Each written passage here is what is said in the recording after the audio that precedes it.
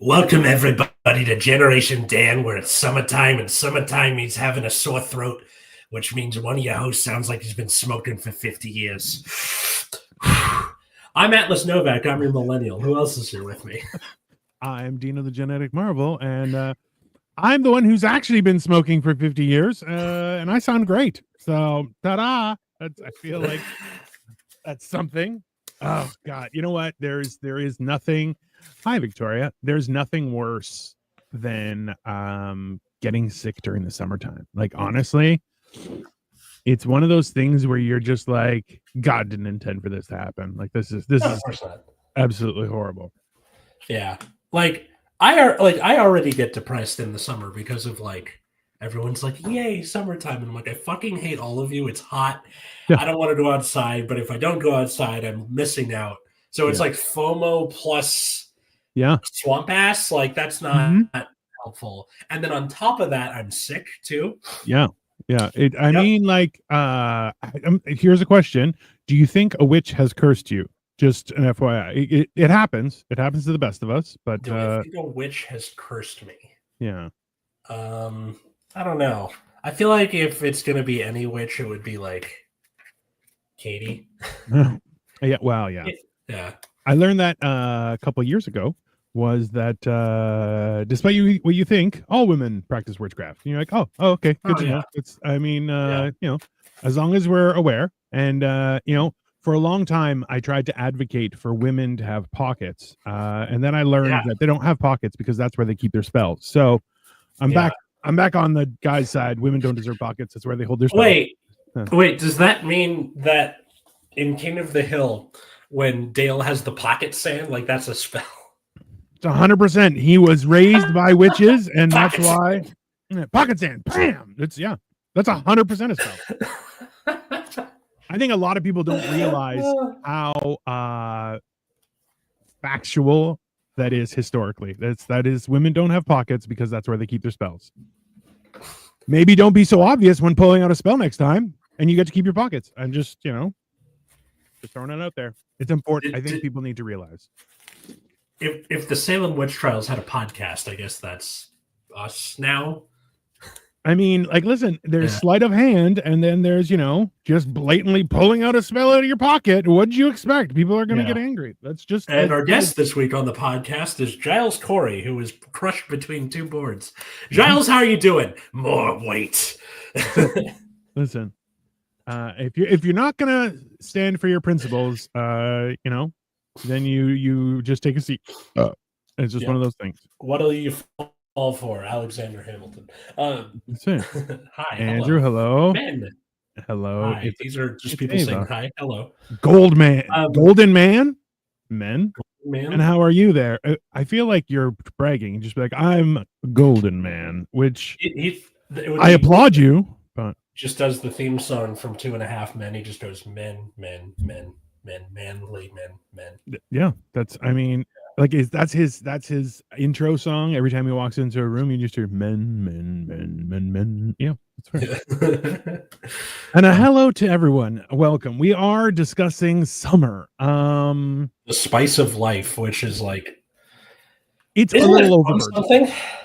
You know what? I feel like summertime is a little overburdened. I really do, because especially like I'm in Toronto, Canada, so we get like 5 to 6 weeks of summertime, and then it's back to the tundra for us. It's not. I'm joking. Everyone calm down. It's not. But yeah, like, that's the thing, is there's a lot of winter activities that I think people don't remember, because everyone's like, I'd rather be warm. You're like, yeah, but if you're dressed accordingly, like my wife, after losing so much weight, my wife had to educate me on what's called layering. That's a weird experience, I'll tell you that, because I just hope that close Spanish accent while peeling an onion. Is that basically? No. I mean, I have layers. Yeah. No, It's Yeah. it's pretty funny. What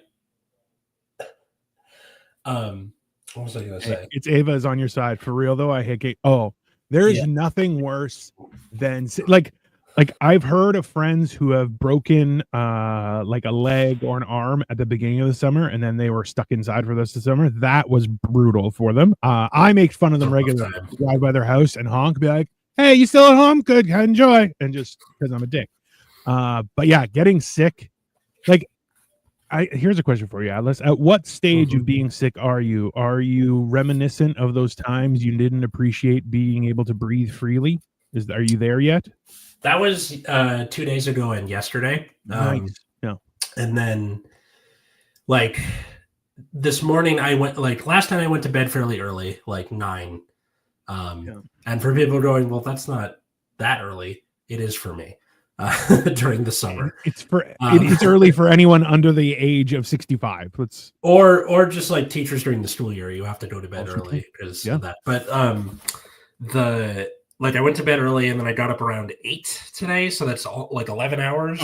Yeah. Wow. So I like the congestion is like mostly gone, but there's still a little bit there, and my throat hurts like a motherfucker still, but. I'm gonna send it's you more fun to talk like Velma, the uncharismatic prostitute. I'm gonna send you a link to a thing that you can. Do you have any Asian grocery stores in your area? I live in the valley, so yes. Yes. Okay. You say I live in the valley. I don't. Okay. Wait. Yeah. Sorry. When you were in LA and you were hanging out with Nina Dicker, who also lives in the valley, there's a very large Asian population in the valley. We went to a Korean, no, it was a ramen joint owned by Mexicans, and it was incredible. Just to be very clear, it was very incredible. There's lots of those too. Super sketchy. Yeah. No, in the valley, that's where the whole that no for white people thing. That's like a Thai place near me up here. Was the one that did that.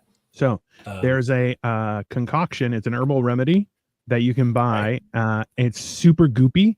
But essentially 1 spoonful and your throat will magically feel great. And you can take up to like 12 a day. Like it's an herbal remedy, so it's not medicated.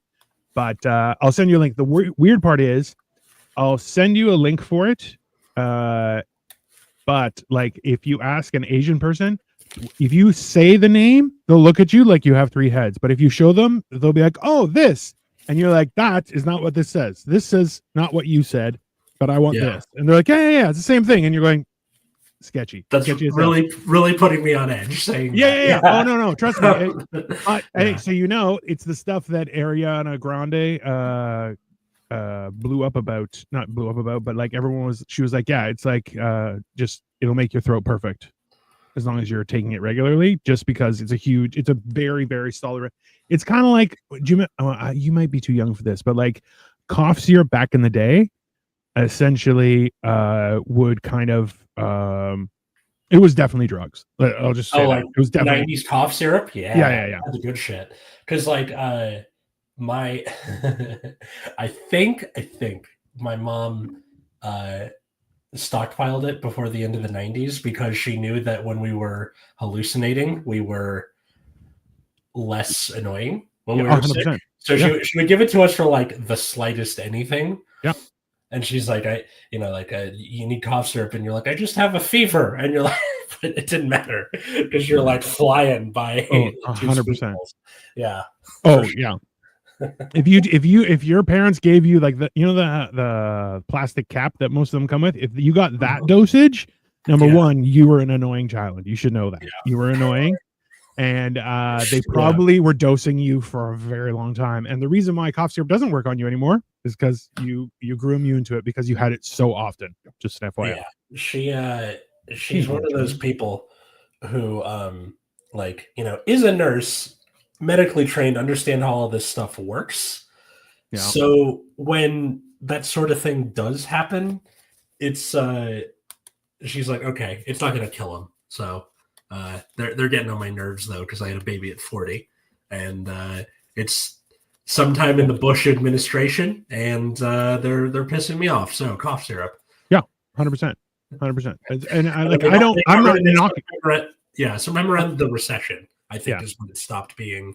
And I'm not knocking her. It's more so that like that was a whole thing that people don't realize. Mm-hmm.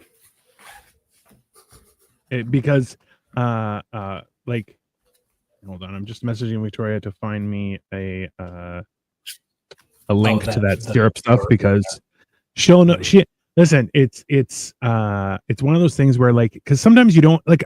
And also too, like a lot of like Halls, Ricola, Fisherman's Friend and stuff like that, they are not good for your throat. They give you a temporary relief, but they will actually irritate your throat and stuff. A lot of people don't realize that. That makes sense. Yeah, because a lot of it has sugar in it, right? That's why like originally, like I only eat the original Fisherman's Friend because they taste like garbage. But it opens up your entire system, like, so you're just like I can breathe through time. This tastes like Satan's butthole, but it'll allow me to speak normally again. It's great. Exactly. When I was working the Halloween haunts, what I would do is I would take 2 Fisherman's Friend and I would put them pocket them right at the top of my mouth, like just and then essentially they would last about, so it was like, you know how we always joke about like autism and that kind of stuff, right? Yeah. How we're all a little bit. So I would actually use it because I knew if it wasn't on my tongue and it was just stored up there, then it would last for about 20 minutes, which means I would do 3 rounds, was an hour. And then because you're growling, because I'm growling constantly. Because so everyone should realize, while I was in a scare house, I would just look at people and go.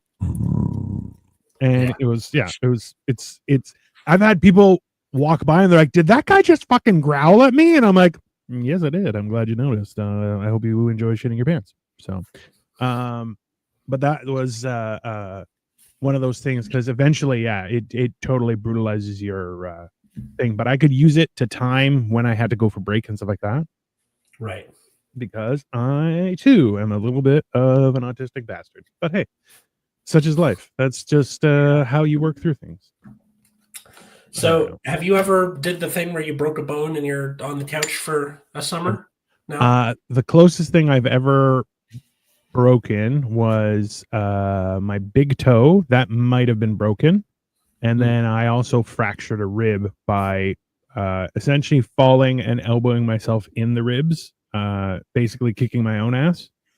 And Wait.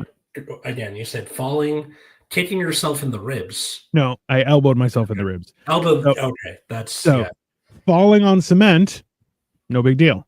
Falling on cement, definitely a big deal. Yeah. So, because as someone of majestic stature as myself, you learn that when you fall, you got to fall on the meaty parts. That for me, my meaty part is either my belly. Don't fall on your belly. That will never be good. Just so you know. Yeah, it's not like a cartoon where it goes boing. Yeah, it's not. No, it's not. It's not. It hurts forever. But alternatively, your back is actually surprisingly durable. So every time I would fall, I would always try and land on my back, because I would always tuck, like I have big shoulders and traps, so I'm like, I just turtle my head, and then that's not going to get damaged. Makes simple, right? But in turn, I didn't turn fast enough, and I ended up falling on my side, and my own elbow went into my own ribs. And that is a rough time. The wild thing was, it happened, and Victoria was like, "That's the first time I've ever seen you fall and not laugh your ass off." And I'm like, "I know, it's because I can't hold it in. If I watch someone fall, I will laugh and point like."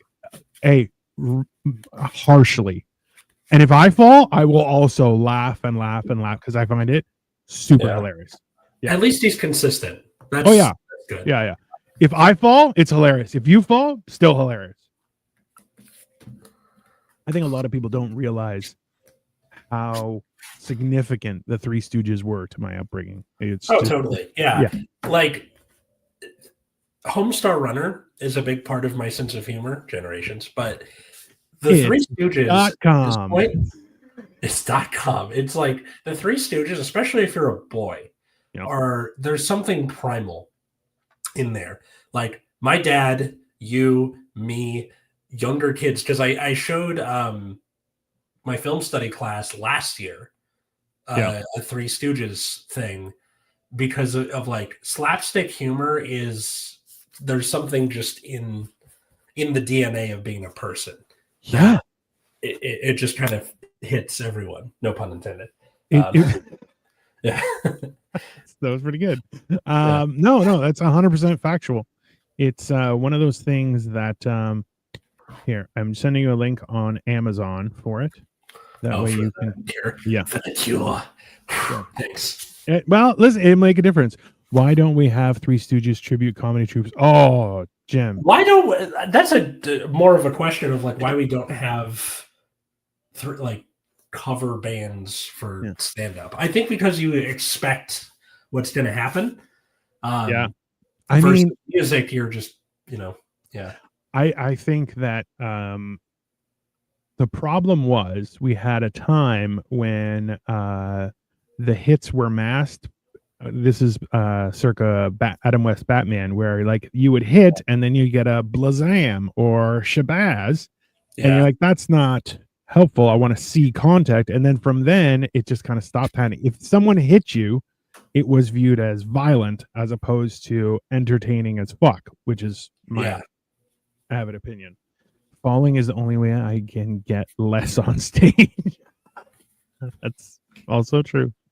But yeah, so it's the physicality, like slapstick physical comedy is that is a certain amount of genius that like it's not enough that you can hurt or whatever. It's what's important is you actually have to have it unexpected, and it makes it even better.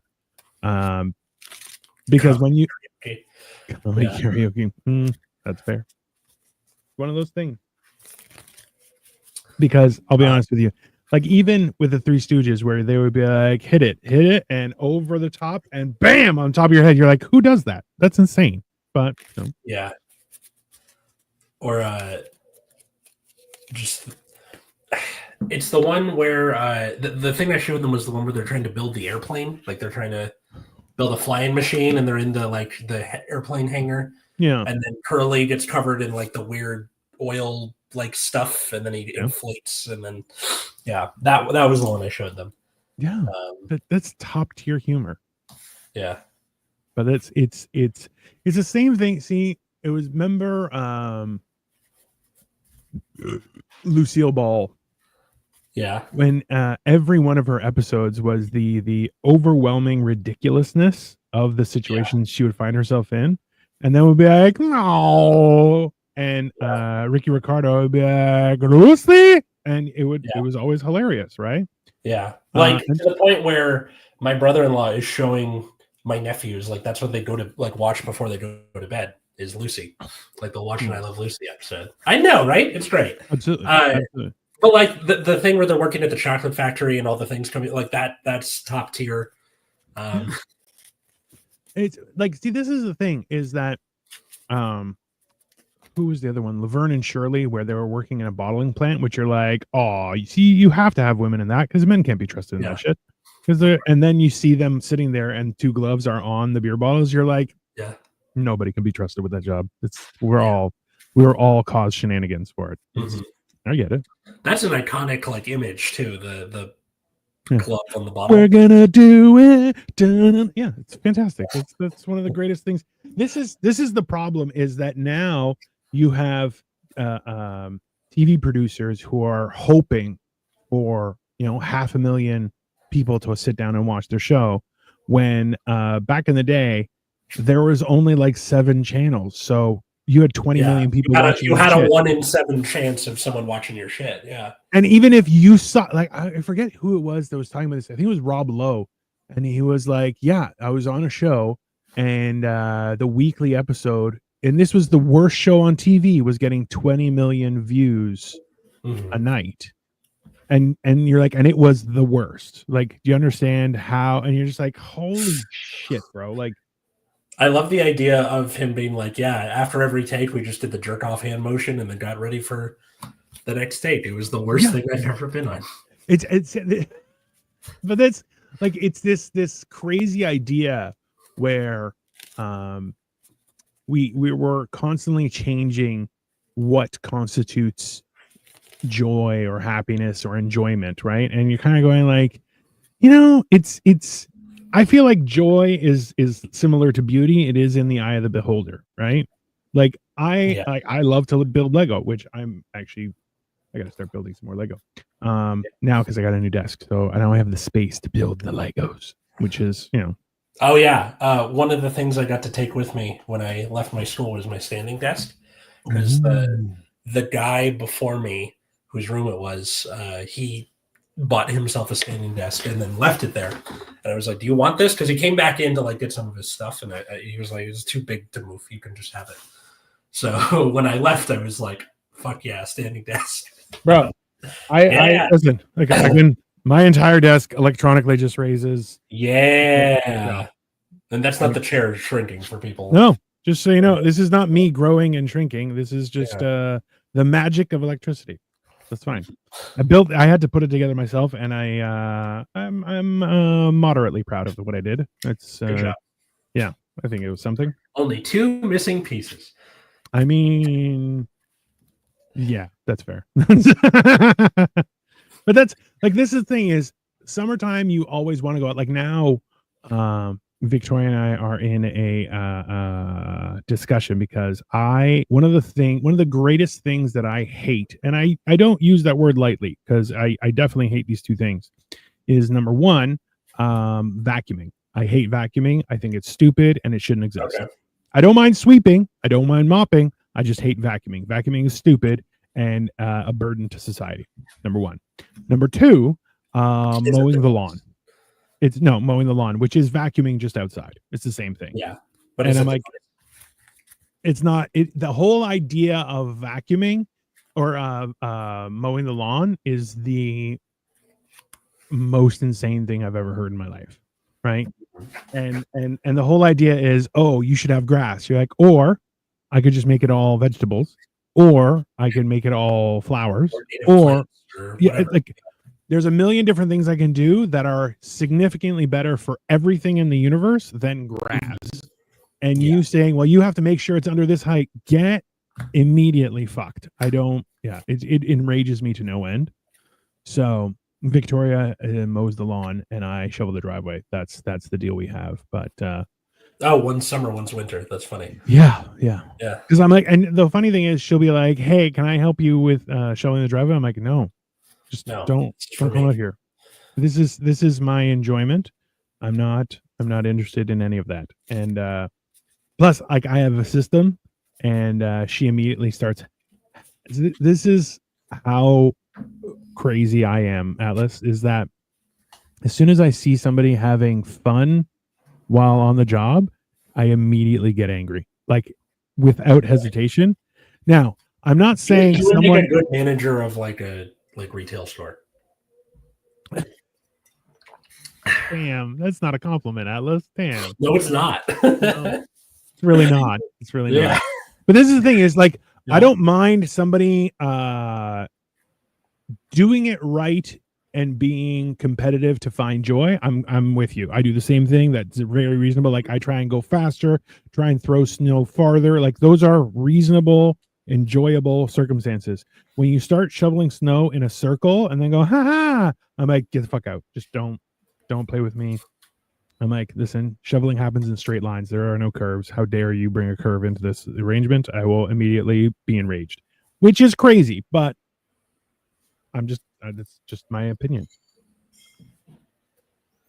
I can't watch people have joy that they're like, oh, this will take longer, but I'll have so much fun doing it. Get the fuck out of here. Because if they have time to lean, they have time to clean. You know how that's 100. Listen, you know how angry? Like, I'll be honest with you. Hey, my entire work career, I have gotten in trouble for not looking busy, and that's not even. Yeah. And I'm like, yeah, but I finished all my work. Yeah, but you don't look busy. Yeah, but I'm just better than everyone else. I don't understand why there's an issue. And they're like, yeah, but now we're just paying you to do nothing. I'm like, no, you're paying me because I'm fantastic.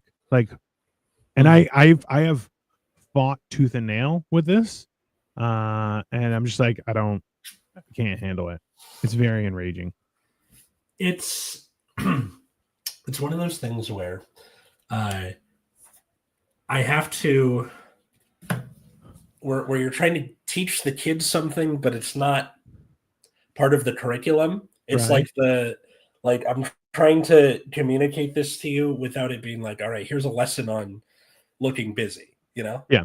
Yeah. But also being like, hi, if admin comes in here, there is like, if you are done, you earn that time for yourself. That's my philosophy. You Yeah. did the work that I asked you to do, and I commend that. Yeah. At the same time, I am, below someone who demands that bell to bell instruction, right? Yeah. So, Yeah. uh, Which is crazy. You gotta so I'm telling them, like, you gotta kind of toe the line a little bit and look busy, because they're not going to walk around looking at everyone's individual like desks or computer monitors. They're going to stick their head in and then keep it moving. Yeah. So if you're flagrantly looking like you're not doing something, yeah. Yeah. I get it, but also like that's a failure on a grand societal scheme, right? Like Yes. it's the same thing how serfs only worked 150 days a year. And they also had to like make their own clothes and shit, so it's not all, listen, I'm not sure if you've seen this, but people love doing that shit. Okay, Atlas. They're like, I'm gonna dye all my clothes pink. And you're like, yeah, you can do that. Why? Because you only work 150 days a year and you don't have to worry about the rest. Yeah. Then this is where it gets confusing, is because you're like, oh, but you had to make your own clothes. Yeah, but I had the time to make my own clothes. That's a different, right? Yeah. There's a big, it's people trade money for time, or people trade time for money. Yes. Which sucks. 100% accurate. I like having time. It's nice. Yeah. Time's nice. Time is nice. That's kind of one of the reasons like the pandemic happened the way it did. Yeah. Was when society ground to a halt, people are like, oh yeah, this fucking sucks. Yeah. Basically. It was the first, like, the equivalent of like being on summer vacation, although stuck inside, as an adult for a lot of people in a long time. That was like their summer. That like year or so, or like, I can't go anywhere, but I got to do something. You got to do something. That's when people start making their own bread and shit, and you're like, oh, that was a poor decision. Yeah, hey, watching Tiger King and urban exploring and protesting injustice. Which, by the way, happy. I'm proud of everybody who was at the No Kings protest yesterday. I was blowing my nose every 30 seconds, but I was keeping track of stuff. Hey, just so everyone knows, that's right. Atlas went to a protest and helped get everyone sick. I didn't go to the protest. I sat at home. He blew his nose and threw it on other protesters. If I was going to do that, I'd throw it at the cops. But that's called assault, and you'll go to jail. You can tell the kids what they would be like extras in a movie pretending they're 100%. That's actually a good idea. Yeah. That is actually, especially in LA, you're like, listen, this is training to learn how to be an actor. And they're like, oh, I'm learning how to be an actor as well. I'm doubling up. This is, the weird thing is that we should, as a society, applaud people who are efficient and get things done better, because we can learn from that and we can be better. Yes. As opposed to what we're actually doing, where it's like, well, if you don't look busy, you're not busy, right? Or that's your perception and not actually the truth. It's either that or they reward you with more work. I only learned that a little while ago, was the reward for being great at your job is just doing other people's work. And you're like, oh, that's dumb. I don't agree with that. Tell me what you don't agree with, Anton. I need to know, because I say like 9 things in a second and none of them make sense. So it reminds me of have you seen Subway Takes? Oh yeah. So what's your take? He's got like the metro. Yeah. But like, it's normally whenever someone says something, he's like, 100% agree or 100% disagree. Yes. That hurt. That's what you get. That's yeah. But that's the thing is in actuality, we focus on how things should be done as opposed to making things better, right? Anton says, I don't know what you're saying. That's fair. That is, hey, you and me both. With it? He said, I don't agree with that. And also, I don't know what you're saying. That's also fair.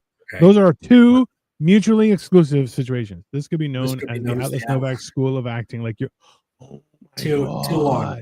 Just cut it off at acting. Like, yeah, but you know what? You're also in LA, so people would love the acronym. The Anso Alub.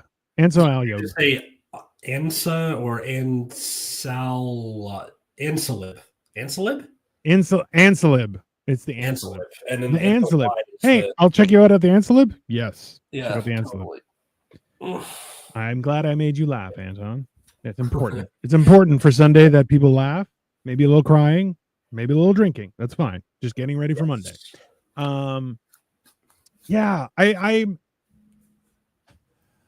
a lot of stuff doesn't make sense anymore, but you know, and especially like I think we had talked about this before, was the idea that the reason why summer is such a huge event in society is because as a student you get summers off, right? Yeah. Christmas, you get Christmas off. Like those two things are integral to existence as a child, right? Or as long as you're in education.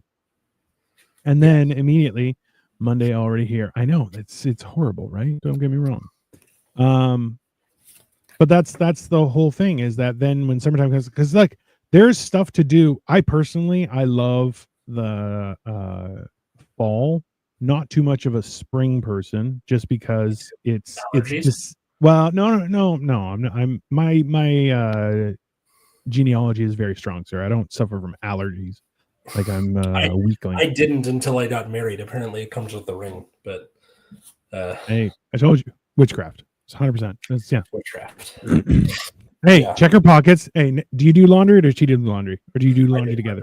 You do the laundry. Check those pockets, sir. You're gonna find some pockets in, and you'll be like, it's pepper spray, and just immediately you'll be like, oh my god, she's been doing this the whole time. Can you imagine? Yeah. Can you imagine if you didn't have allergies, but she kept on dosing you with a little bit of pepper spray every day, and you're like, why am I? So just my nose keeps going. You're like, oh, must be allergies, and you're like, I guess I have allergies now. But she gets it too, so it's not like it's just me. She gets it worse than I do. She wants you to suffer with her. Right. That's weird. Yeah. That's Dino without a beard. Are you being mistaken for Bigfoot less often now? Probably. So I had hoped so, but someone said I look more murdery and not less murdery, which I was like, that's not nice. True. But yeah, well, because with a beard, you look like maybe a Santa Claus who's down on his luck. You look like the uncle who teaches you how to do the dials exactly right to get the porn through. Without the beard, you look like a serial killer who has been caught in like 1974 and like they're having their trial finally, and like that's them in court. None of these are compliments, Atlas. What the fuck? You know what? It's enraging because people keep on saying shit to me, and I'm like, that's not a compliment. They're like, no, it's not. I'm like, cool, thanks, I appreciate that. Just I'm sorry, I'm just in roast mode. I don't know why. No, that's fine. It's like you would be. No, apparently you wouldn't be surprised at how many people are like, "Hey, you still look like a woman." I'm unprepared. Listen, I feel bad enough as it is not having a beard. Like I got halfway through and I was like, "Oh, this was a mistake." It was 100%. Yeah. So maybe you just feel a little bit naked. Yeah. Definitely. Yeah. You look like somebody who likes to shave because you like having a knife close to your throat. I mean, you're not wrong. You're not wrong. Makes me feel alive, sir. Yeah, no. So I only shave like once every like 5 years or so, and I'm like, I just need to. No, well, I'll trim, but not like shave. And then in turn, like I was working up to it for a couple months. I told Victoria, I'm like, I might shave. And she's like, I really don't want you to. I'm like, I don't care. I want to shave. I want I to love the see how my idea face. of you saying I might shave, and then she's like, "Are you gonna fucking do it or not?" Like, Well, and then I finally did it, and halfway through, I'm like, "Oh, this was a horrible mistake." I expected my face to be a little less fat, and it turns out, no, it's just as fat. I doesn't it still take have. longer to get the fat off the face? Like, it's always the body first. I don't know. In all honesty, I lose weight like a diamond. So it's like from the top of my head and my feet, and then it's slowly. So when I sleep, I'm sleeping like this because my belly is the only thing that's big still, but everything else is, it's horrible. But yeah, so one thing I learned from shaving over the last couple of weeks was yeah, still look like a murderer. So it's just my face. It's the dimples don't help. Nothing helps. It's just yeah, I have murder face. That's ta-da, which I don't think is very nice, but yeah, someone was like, "You look so young," and I'm like, "Thank you for finally saying something nice." That's and they're like a young fresh murderer. I'm like, that still wasn't nice, not nice at all. But no, I don't know. I don't. Do you have any big plans for the summer? What do you other than survival? Yeah, that's kind of the big thing. Like, this June is like, that's what I've been doing with my days. Is that, I don't know. Aside from that, maybe like try and put more of a dent in the musical, because the only real big like step I've made is trying to figure out that opening song / scene. Like, I'm watching and listening to every musical I can for either inspiration or also like, how do you do this with like introducing characters? Like, do you introduce them all at once? Do you that sort of thing? Would you like a suggestion, or are you venting? Shoot, yeah, go for it. Bypass the beginning and it will come to you naturally. So a lot of the times I find for myself is when I'm intently looking at something to try and figure it out, essentially it's kind of like you go into hyperspace, so everything just kind of goes and you lose perception of what's actually in front of you. Everything kind of blurs. Yeah. So what happens is and this was a whole thing from what's his face, Albert Einstein did it, went and got a job at the patent office because he's like, I need something mundane to distract my brain to let my subconscious work away on it. And this was a thing like, that's probably why Michelangelo worked at the marble quarry too. He's like, picking rocks. Yeah. Well, it's the same thing, is that a tired body can be pushed by a rested mind, but a exhausted mind cannot push a willing body. It's not how that works. So in actuality, it's the same thing as like if you work in an office with using your brain all day. At the end of the day, when you want to work out, it's not there. Yeah. Right. And that's why it's actually one of those things where it's really important. First thing you do in the morning is work out, because you are well rested and it will loosen up all your joints and everything. And it kind of makes a difference going forward for the rest of the day, because your brain is already well rested and you've already distracted it. So it can kind of align itself in that. So in the same sense, if you have something where you're like, I'm focused on the beginning because the beginning is important, but so often, and you'll see this in school too, is people will practice their intro way more than their conclusion, and then their conclusion is dog shit, and they'll start off with a really great intro. So in actuality, what you want to do is make the ending. Well, you want to make the body of it and all the meat and potatoes, and how to introduce them will kind of just fall into place. Because remember, it like comedy, you want your end to mimic your beginning. Yes. So if you write your story going forward, the ending will kind of just happen, and then you can link it up to the beginning. So in actuality, where you should be starting is about 35 to 40% in, and right to the end, and then start at the beginning, because then you have midway through Act 1, and then like even 3/4 of the way through of Act 1. Like where do you want? I would write even the conclusion of Act 1, because you know where you want it to be. right? Okay. And then okay, I once I know- have stuff, how do I proceed? I know the basic, like, these are the things that I want to happen in which order, and like what the beginning and end looks like. Yeah. But I haven't actually like written the dialogue, and like the music is way the fuck in the Yeah. future. Like I'm gonna write lyrics and then Yeah. take it to a composer and write the music around it. That's fine. Because that's always funny where people are like, what does the songs look like? I'm like, I have no fucking idea. I just know what the lyrics look like. I mean, Or I have 2.5 songs so far. I think what you should really try is if they if someone says what are the music look at, just be like, I'm thinking either reggae or like trapcore, like just something insane, and watch me go. I got it what? in the French Foreign Legion. Yeah, it's the same kind of 100%. answer. Yeah.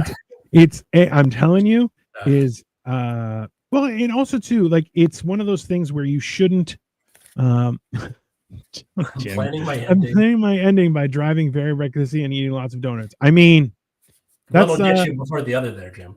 I mean, hey, if anything, you want those two things to coincide and cross over at an apex moment. And yeah, then, so you get the massive coronary on the freeway. Yeah. Yeah. What was it? I don't want to go violently. I want to go away peacefully like my grandpa did. Can't say the same for all the kids in the bus. He fell asleep while driving the bus. You're like, yeah, that's totally 100%. Which, Jim, top considering Jim Eaton's previous job, very possible. I mean, listen, it's only fair. It's only fair. You know, if anything, you're giving kids a story for the rest of their life. It's so we're in this bus, and then Gregorian chant. Yeah. I mean, listen, it's that's also it's a great idea.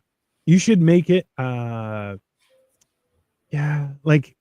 it's one of those things where if you have fun with it, I feel like it will, like, because this is the problem. What I think a lot of people don't realize with writing and creating content and stuff like that is you get into a position where it becomes kind of a burden and you lose your joy.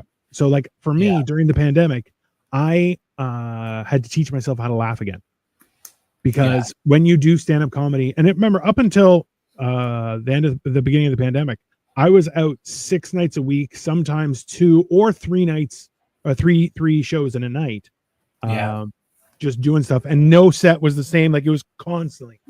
But after all that, when the world ended, you know, you just kind of go, okay, what do I do now, right? And and that's where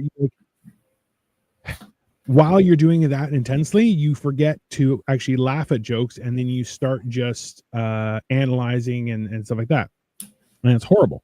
Right. So in the same sense, you want to maintain your joy in that experience. Otherwise, you know, things explode. I agree. Like,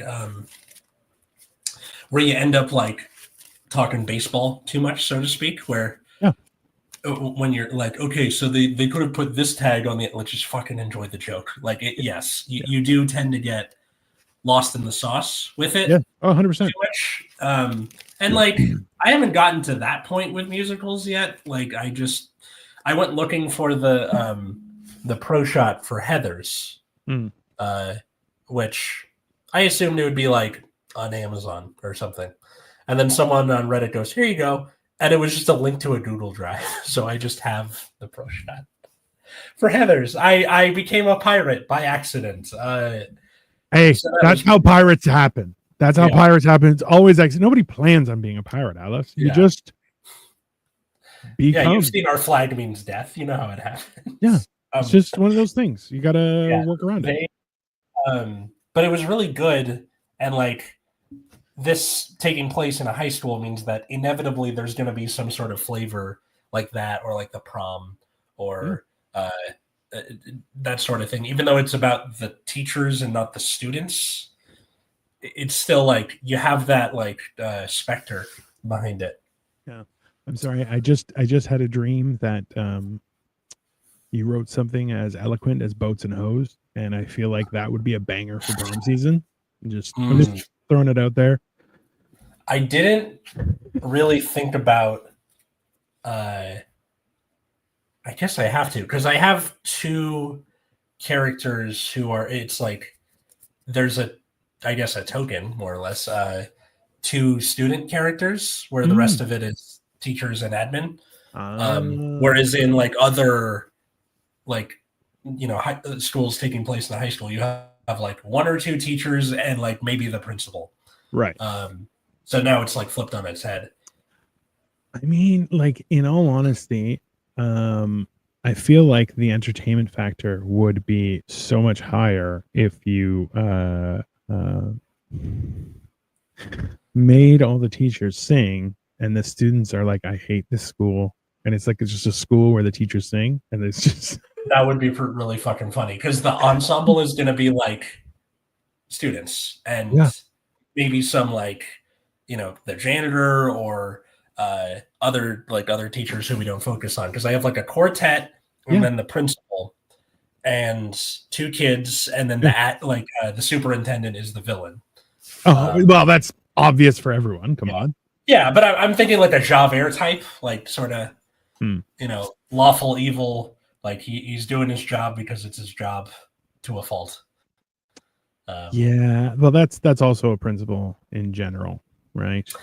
The principal's a little more sympathetic, because like he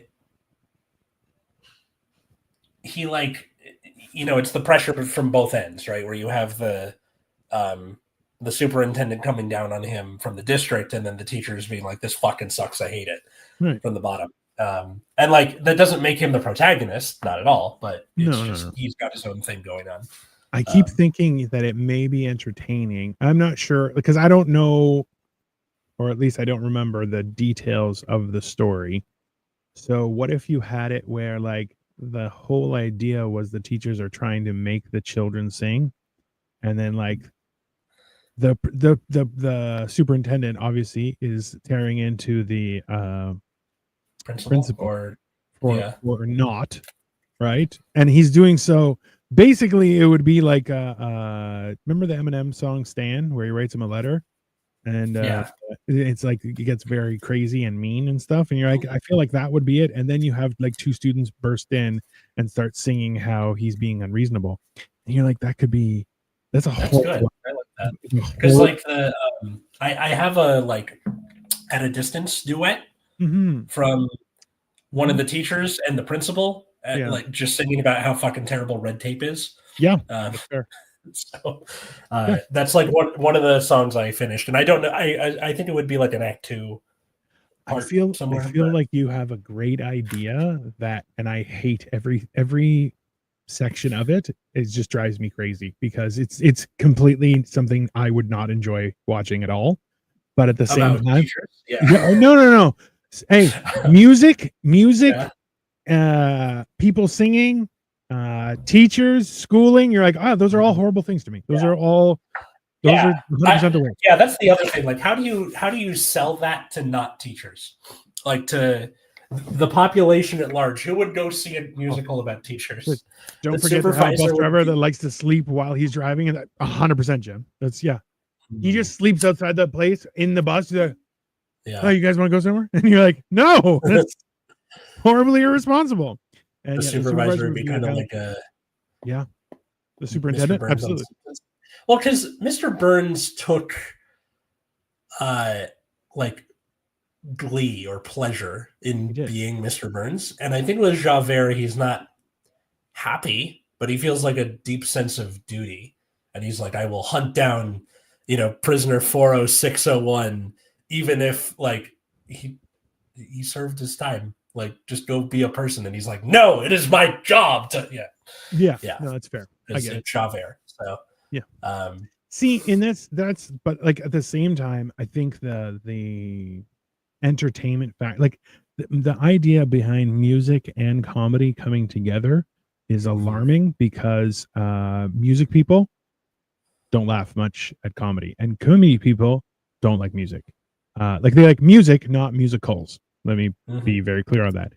Why? Because both of them are extremely difficult, and both of them don't respect each other, which is hilarious to me. Yeah, right? You can have like funny moments, even A lot. because like act twos and musicals, that's where all the serious shit is, because act one is setting up everything. Yes. And then you have the intermission where you have like a big almost cliffhanger moment. The opener for act two is almost always fucking insane. That's how you get like I love my dead gay son, or what did I miss, or shady, like all these songs where it's like this has nothing to do with what's going on, but okay. But also you can have a lunch lady that's like Kaiser Sose. She's actually the brains behind the operation, which is hilarious. Yeah, there's a lot of crossover. There's but it turns out just sitting here talking about it doesn't make it happen, and I actually have to make it happen. Yeah, which is a lot harder than just talking about it. That's yeah. But I'm trying. Have a great summer. Yeah, hags. That would actually a good name for the, like, you do hags with dots, like instead of just teachers the musical. That's a placeholder name. I don't know if I'm going to keep it. Yeah, no, that's fine. Yeah, but the opening song is called "How Was Your Summer?" That's. There's so much you can. I feel like you need to tap into student experiences to really get your creative mind growing, because there's a lot you could do with that. And also, like, you can have teachers that got married, teachers that got divorced during the summer. You can have students that got a new car. You can have there's a lot of stuff. I have like my quartet is vaguely based off of me and like my teacher besties, basically. The English department. No, not even. Like the only like person I was close with in the English department was my neighbor. Yeah. Like where our classrooms are next to each other. And even then, like, she's one of those people where like she needs to be left alone every once in a while. So I wasn't like glommed onto her side the whole year. My quartet was like a history teacher, a sped teacher, and somebody from admin. Like, it was a very weird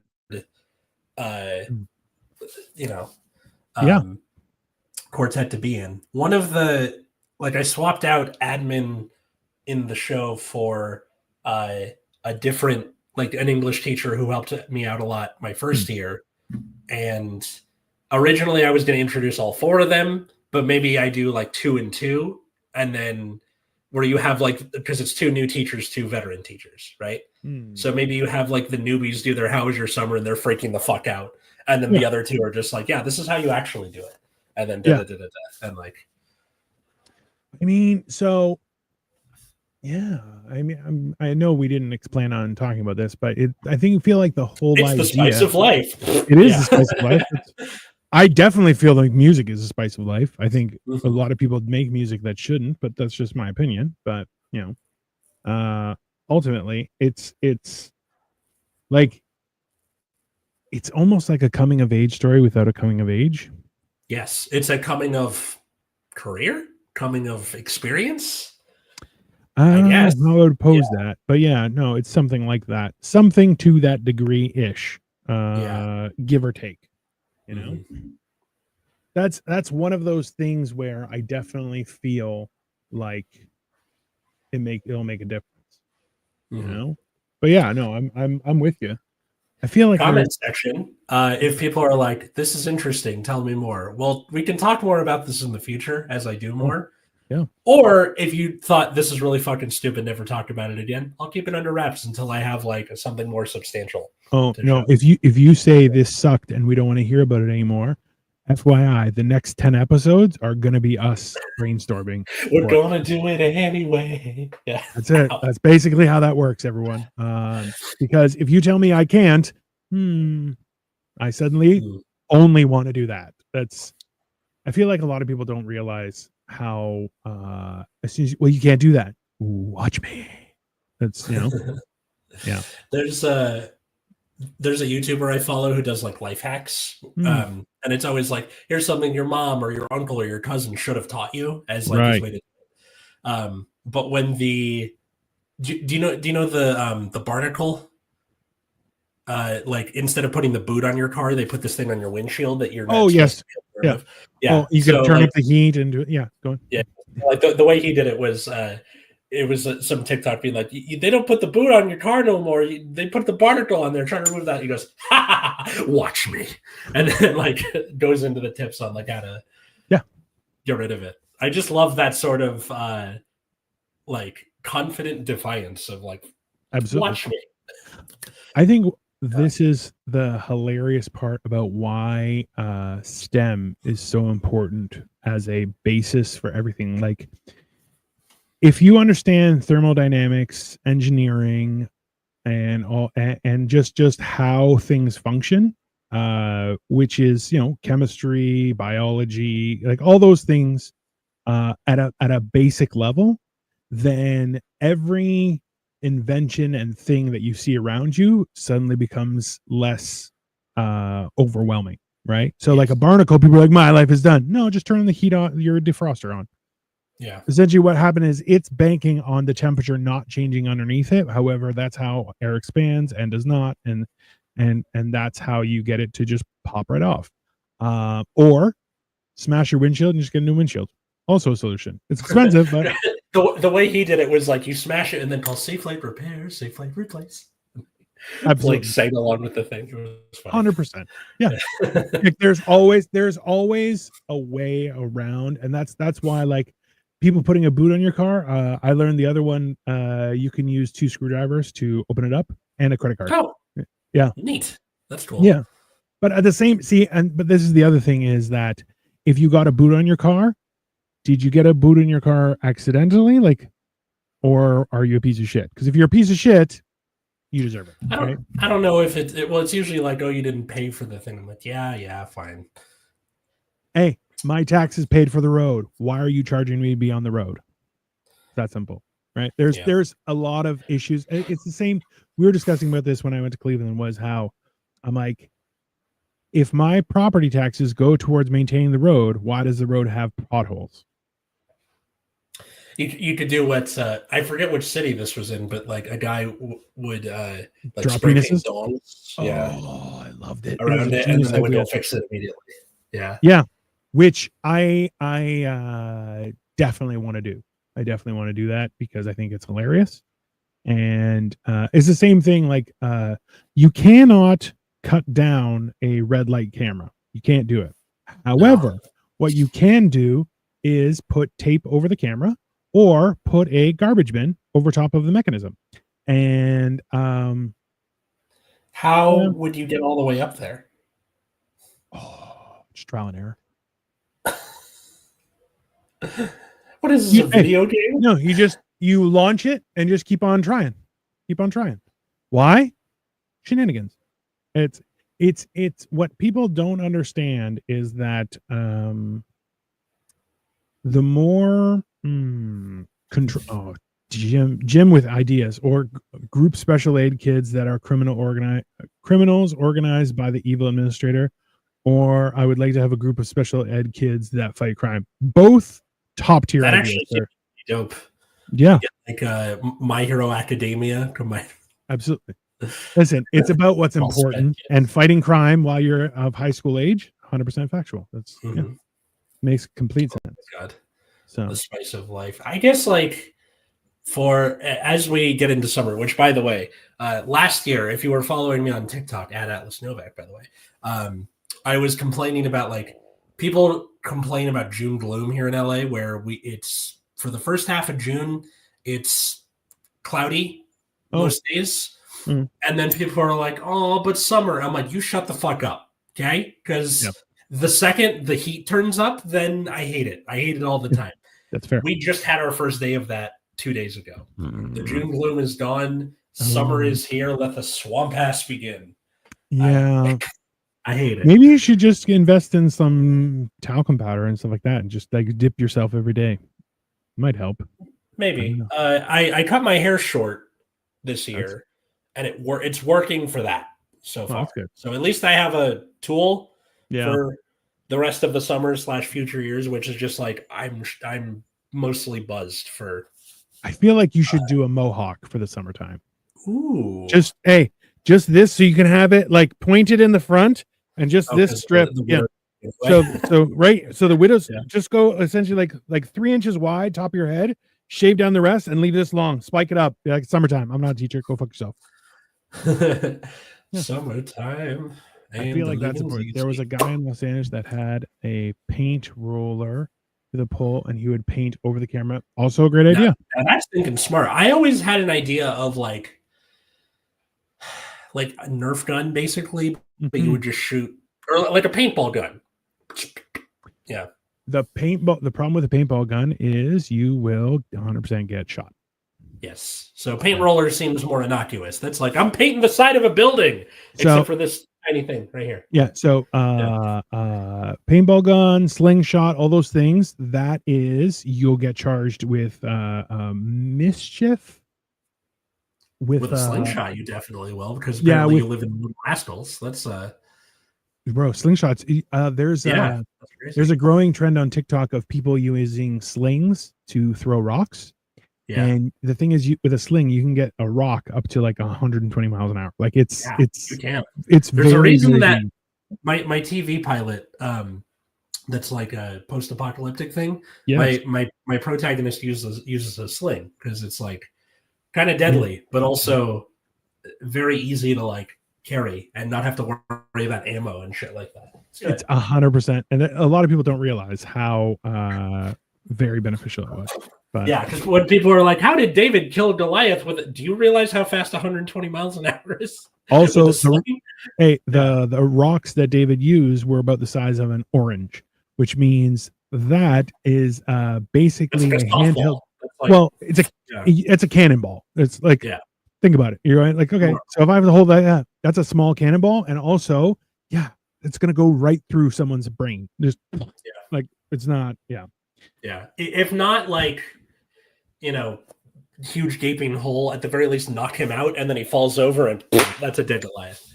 That's listen, it's what people don't understand is that there are there's a lot of different ways to do things. What you have to do is make sure that it doesn't blow back on you, right? It's the same thing when you're throwing a Molotov cocktail. If you don't throw it overhead, because it will pour fire on you, you throw it side hand and you have nothing to worry about.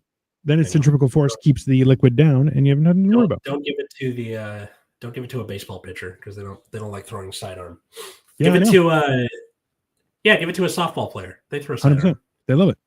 See? It's about understanding how things work, everyone. It's the spice of life. Molotov cocktails. I mean, 100% accurate. Yeah. So, Dino's riot school. I mean, the old DRS. Yeah. Sign up for DRS, people. I will teach you things you never wanted to know. That's fine. I love the idea of like you sitting in a classroom. Okay, kids, now with the name Molotov cocktail comes from the Molotov-Ribbentrop Pact of 1939, where they dropped food drops that people sarcastically called Molotov bread baskets. Molotov cocktails were a drink to go with the food, and now hop it to the window. Ta-da! History. Yeah. I feel like I could definitely ruin a few children if I was a teacher. I would definitely see. You like to say you're radicalized, bro. I would start an army. You can't put me in front of a class and not start creating ranks and stuff. That's basically how that'd work. Apparently I need to be a manager of a retail store just to squash people's joy. That's fair. Probably. So this was Generation Dan, everybody. Leave a like, leave a comment. Subscribe and all that stuff. Follow us at Generation Dan on all the social medias. Where can people find you, my good sir? Right here at Dino the Genetic Marvel. Oh, I should do that there. Dino the Genetic Marvel. I'm everywhere doing stuff. I have a ton of shows. Tomorrow we have on Upside Down Studios, we have Motherfucking Mondays, which is at noon Eastern Standard Time, and we just essentially talk about the madness that has been the last week. Then in turn, we also have Life of Giants, where we're going to be talking about a little bit of history, quotes, stuff that affects our lives. Thank you guys. Always love the show. We appreciate you, Jim. You're awesome. Thank you, Jim. But yeah, so we are doing that, and subscribe to my Can channel. I come back on Life of Giants if that's about history now? Yeah. Like, well, if you know what, if you can come up with a good quote, we would greatly appreciate it, because normally it's me scrambling on Monday trying to find a good quote. So if you have one, by all means, just come on. Yeah, because it's the last episode we did for Last Minute History was Washington getting his ass kicked. And like the big quote from that was men who commit no fault require no pardon, or something like that. And I kept coming back to that because I was like, a big part of that, we sort of paper over it in history class because we're like, yeah, we're getting our butt kicked. Okay, we're crossing the Delaware now. Like that's not, it's so yes, we could. The only problem is right now, I'm not sure it would be a fun conversation just considering what's happening in your neck of the woods. No. I don't want to use that quote. I'm just saying, like, I kind of done that already. 100%. Well, and that's where like the bigger problem with our shows, this one included, is that we will have a topic of some sort, and then the whole everything kind of goes crazy. But so no, we'll definitely have you on in the next little bit. I might have you on while I'm in parts unknown.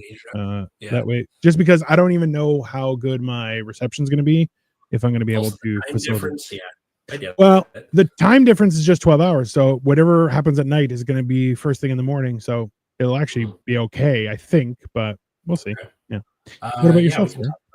You can find me at Atlas Novak, wherever fine social medias are found. Originally, I was going to do something called the Subway Run, which I was going to take the train from my neighborhood to LAX because they recently opened the metro stop there. So you can take the train to LAX without having to sell your firstborn child for a ride in LA. That's like a meme if you live in LA. So I was going to do that originally, and then shit got hot. So I'm going to wait for it to cool down.